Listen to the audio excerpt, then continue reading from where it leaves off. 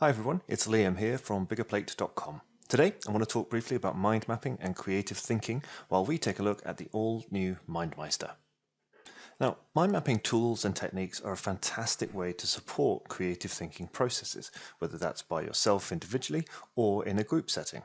However, mind mapping tools are not going to do all of the work for you. Using MindMeister is not suddenly going to turn you into a creative genius, just like owning a Ferrari doesn't suddenly turn you into a great driver. However, what mind mapping software like MindMeister can do is help to capture and support the natural creative thinking that your brain is perfectly capable of doing itself. You can think of mind mapping as scaffolding to support your thinking. It helps you to structure and organize creative thoughts and ideas that might not necessarily come to you in particularly well-structured or organized ways. So let's see how this might be done using the all-new MindMeister. Creativity and creative thinking can be hard to define and explain, but what most authors and experts seem to suggest is that it has a lot to do with connections, the ability to make and see connections between ideas and information. Explore those connections, break them, reshape and reconnect them seems to be at the heart of true creative thinking. In my opinion, there's no better way to do this than using mind mapping, and that's why I think you can consider mind mapping to be sort of a connections catalyst. When it comes to making connections, simply by adding an idea into the mind map and seeing if you can expand on it or break it down any further means you immediately start to show the connections that you're already aware of. But what you'll also find is the structure of the branch and breaking things down into ever smaller pieces may also prompt you to think of new connections and associations that may not have been obvious at first. Because mind maps generally focus on just using keywords instead of detailed sentences, you're more likely to think of more connections and ideas, because using just one or two words leaves you open to more possible word associations compared to if you use lengthier sentences and more words each time, which narrows your focus quickly and therefore closes off other possible associations. From a creative brainstorming perspective, using just a few keywords at a time also helps to keep the process moving along at a decent pace and avoid you getting slowed down by having to think about perfect grammar or sentence structure. This could be particularly useful and important if you're trying to work creatively in a group setting. You don't want to be worrying about writing perfect sentences, you just want to capture ideas and information and keep building out those connections. Finally, what the mind map helps to do more than anything here is make these connections, the hierarchy, the structure, and the logic of your ideas and your information explicitly visible and easy to understand. This, in turn, helps us to more easily spot gaps, possible additions, and of course, more connections between that information. And we can make these connections very visible in the mind map, even if they're not within the same particular area of the branch structure. Once a mind map starts to take shape, you have a quite literal map of your creative thinking, with the structure of the information in this map form making it much easier to explore your ideas in greater depth and detail if you want to. MindMeister provides a practically infinite canvas in which to explore your creative ideas, and this means you can continue to explore and build out the branches of the mind map as far as your imagination can take you. However, what's equally important, particularly once your mind maps get a little bit more developed, is the ability in MindMeister to easily navigate your ideas. There are many ways to do this in the software, from simply grabbing the map using your mouse and moving around the map like this, or using the show and hide options in MindMeister to collapse branches in your mind map when you don't need to see them. We can also zoom in on particular details or zoom out to get a sense of the bigger picture at any time.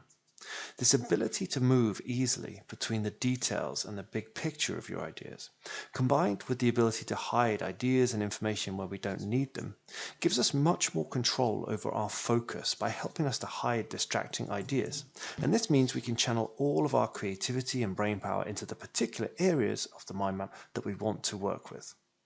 Finally, while creative thinking is heavily dependent on making and exploring connections, it can also be stimulated and supported by breaking those connections, moving things around and reconnecting things differently, perhaps because you see a way that those things could connect up more logically, or because you want to experiment with connecting things in unusual ways and looking at things with different perspectives. By building your ideas in a mind map and using software like MindMeister, you give yourself amazing freedom to disconnect, move, and reconnect ideas in different ways, whether it's an individual topic or even an entire branch of the mind map, giving you even greater potential to achieve clarity and/or creative breakthroughs.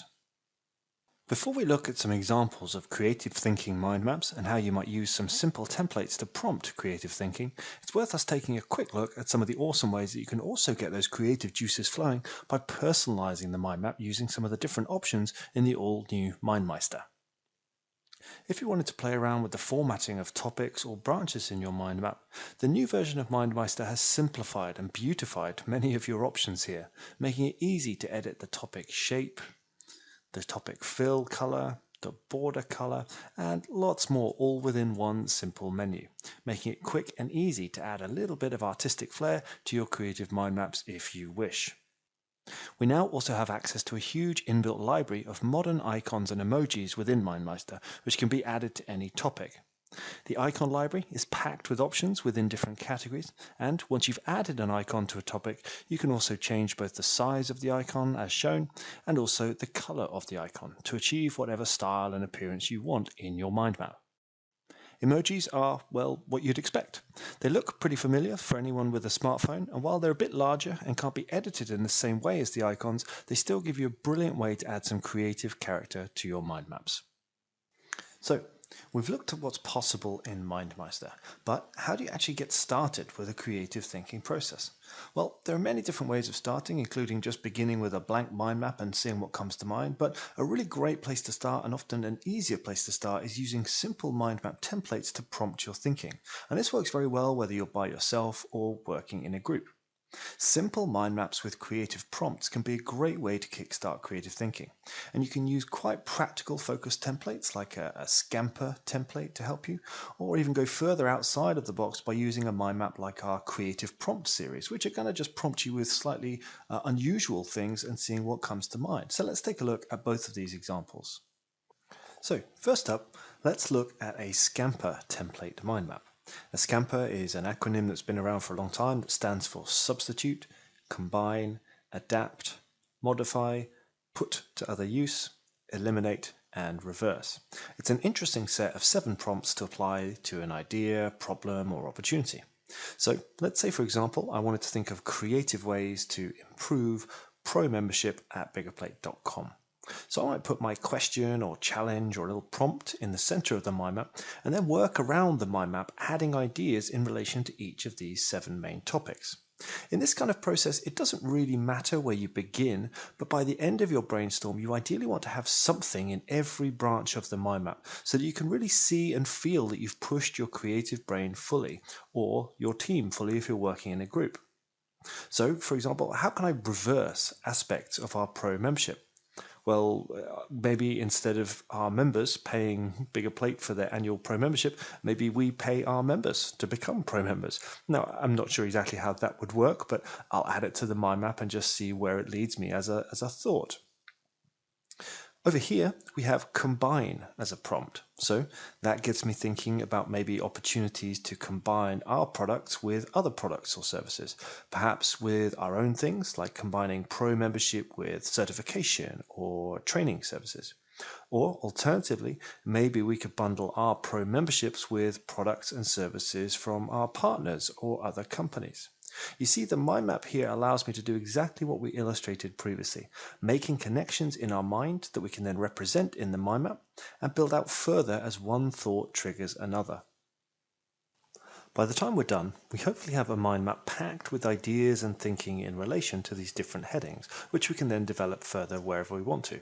Some of the ideas might be good, some of them might be great, and some which might be, well, not so good, so we just leave them there.